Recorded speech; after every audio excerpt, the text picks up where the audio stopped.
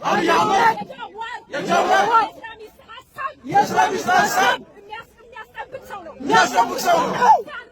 ክርስቲያን መስሎ ደግ መስሎ እንግዲህ እንደዚህ አይነት ሰዎች በግልጽ እየተናገሩ አብይ አህመድን እስላማዊ መንግስት ነው ብለው አብይ አህመድን የሙሴ አይነት መጣልን እግዚአብሔር ነው የላከልን ሲሉ ማለት ነው። ሌላኛውም አብሮ ማለት ነው ህዝበ ሙስሊሙ አብሯቸው አዎ ልክ ናቸው ሲል ቆየ ማለት ነው። ከዛ ትንሽ ቆየት ብለው ሲያዩት አልገባቸውም ነገሩ። ከስሙ ከተግባሩ ለሙስሊሞች ያለው ትንሽ የለሰለሰ ወይም ደግሞ በመላጫ ነው እየላጨው ያለው እንትኑን ማለት ነው። አገሪቱንም ወይም ደግሞ ህዝበ ሙስሊሙን በመላጭ ነው እየላጨ ያለው። እኔ አሁን አንድ ግጥም ልገጥም አስቤያለሁ። እሱ ምንድነው አብይ በመላጩ አማጺው በክላሹ የሚል ግጥም ልገጥም አስቤያለሁ ማለት ነው።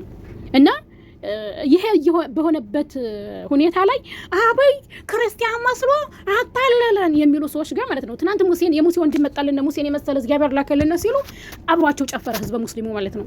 ከዛ ደግሞ ዙረው አታለለን ክርስቲያን መስሎ ሲሉ አታለላችሁ እናስታጥቃችሁ እንታጠቅ አብረን ከጎናችሁ ነን። እንደው ምድረ ደንቆሮ እንደው ምን አይነት ህዝቦች ነን? እኔ እንደው የኢትዮጵያ ምንድን ነን? የኢትዮጵያ ህዝብ በግልጽ አማርኛ እኮ ነው። በግልጽ አማርኛ ክርስቲያን መስሎ አታለለን። እስላማዊ መንግስት እንግዲህ አብይ አህመድን ቢመጣስ እስላማዊ መንግስት ሱኒ የሆነ መንግስት ቢመጣ ምን ሊያመጡ ነው? አስባችሁታል? ምድር ደንቋቁርት። እኔ ደንቆሮ አይገልጸውም። እነዚህ ቪዲዮዎች አሁን እየወጡ አይደለም፣ ቀደም ብለውም ያሉ ናቸው።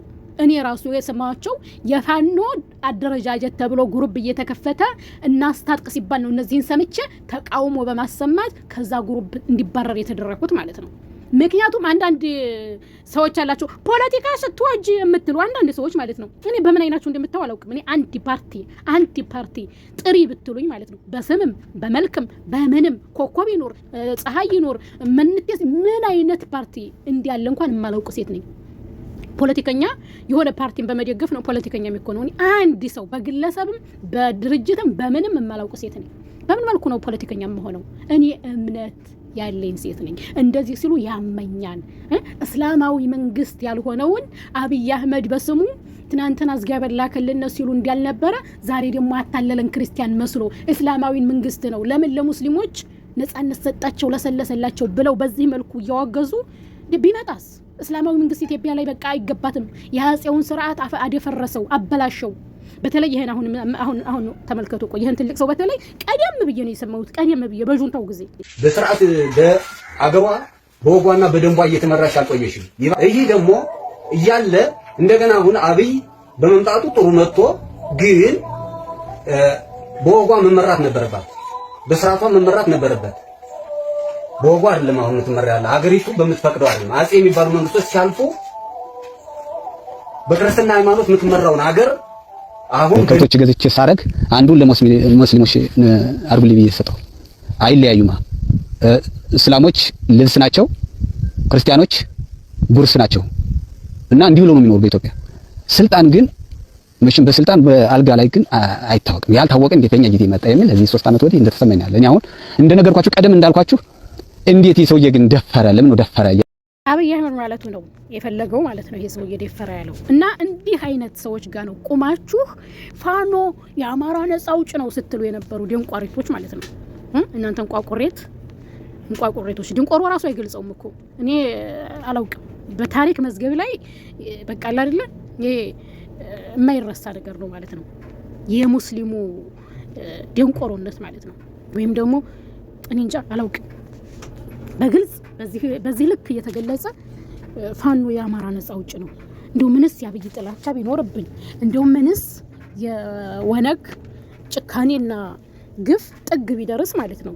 ሃይማኖት እንደው ብሔር ጠላን ብሎ አንድ የሆነ ብሔር ጠላን ተብሎ ወይም ደግሞ ህገ መንግስቱ ጠላን ተብሎ እስላምን ሃይማኖትን የሚጠሉ ሰዎች ጋር አብሮ መቆም እንደው ምንድነው የምንባለው አልኩኝ። እኔ አላህን አመሰግናለሁ። አንድ ቀን እኮ አይደለም ለደቂቃ ለሰከንድ ማለት ነው ከነዚህ ሰዎች ጎን ባለመቆሜ اللهم لك الحمد عدد خلقك ورضا نفسك كلاله معناته وزينة عرشك በጣም ነው የማመሰግነው እንጂ እኔ እንጂ አላውቅም ጸጸት እሳት ሆኖ ያንገበገበኝ ነበር ከነዚህ ሰዎች ጎን ሆኜ በነበር ማለት ነው ገና ከጅምሩም ራሱ ማለት ነው ቢፈضل ረቢ ነው እና በእንደዚህ አይነት ነገሮች ላይ እንትን ማለት ፖለቲከኛ እንዳይመስላችሁ ምድረ ደዴ ማለት ነው እኔ ፖለቲከኝነት አይደለም ሃይማኖት ነው ፖለቲካ አይደለም ይሄ የፓርቲ ቡድን አይደለም ሃይማኖት እምነት አንድ እኮ እስላማዊ ስርዓት የሚያካሂድ መንግስት ቢመጣ ምን ሊያስነሱ እንደሚችሉ ግልጽ ነው በዚህ ልክ ግልጽ ሆኖ እያለ ምድረ ደፍን ማለት ነው ግርም ነው የሚለኝ ምድረ ደንቋሪት እንቋቁሪት በጣም ነው የሚገርመው እና የሚያናደው አሁን ዛሬ መስጊድ ገብተው ገደሉ ያው በተወሰነ መልኩ ትንሽ ነበር በርግጥ የሚገርመው አለመንቃት ነበረ እንደው ከመሸም ቢሆን ከረፈደም ቢሆን መንቃት መነቃቃት ግዴታ ነው ተገቢ ሳይሆን ግዴታ ነው አዎ ያልነቁም እኮ ነው ብዙ ያልነቁም አሉ ያብይ ሲራ ነው የምንድን ሲራ ነው ሱብሃንአላህ ሰው ከሙስሊም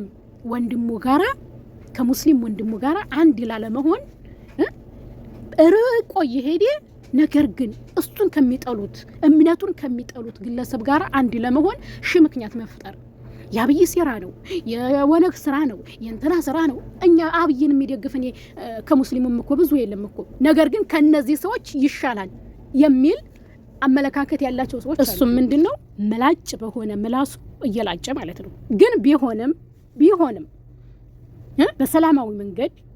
በሰላማዊ መንገድ እሱ ጋራ መታገል ይሻላል እንጂ ጫካ የገባ ጦጣ ጅንጀሮ ቀበሮ የሆነ አማጺ ጋራ ታጥቆ እሱን እኮ የሙስሊም ስርዓት ሊያካሂድ ነው ይያሉ ነው እንግዲህ እነሱ ታጥቀው ሌት ቀን ሴራ ሲጎነጉኑ የሚውሉት የሚያድሩት አብይ አህመድን እስላማዊ መንግስት ስርዓት ነው ብለው ነው ስለዚህ እንደ በምን መስፈርት በምን መለኪያ እነሱ ጋር አብሮ ይወገናል አብሮ ይቆማል እኔ አሁን በእነሱ መካከል ያሉ ሙስሊሞች ምን አይነት ናቸው ታጥቀው እነሱ ጋር ሲታኮሱ የሚውሉ ወይም ደግሞ ሴራ ሲጎነጉኑ ምን ይሰማቸዋል በምን መልኩ ነው ነፍስያቸውን የሸወዱት አይገባኝም አብይ አህመድ በልማትም ይሁን በምንም ምክንያት መስጂዶችንም የሚያፈርሰውን የተለያየ ስራ ተንኮል የሚሰራውን ራሱ በህጋዊ መንገድ መንግስትን መቃወም አግባብ ነው ተገቢ ነው ልክ ነው ነገር ግን አብይ አህመድን ህገ መንግስቱ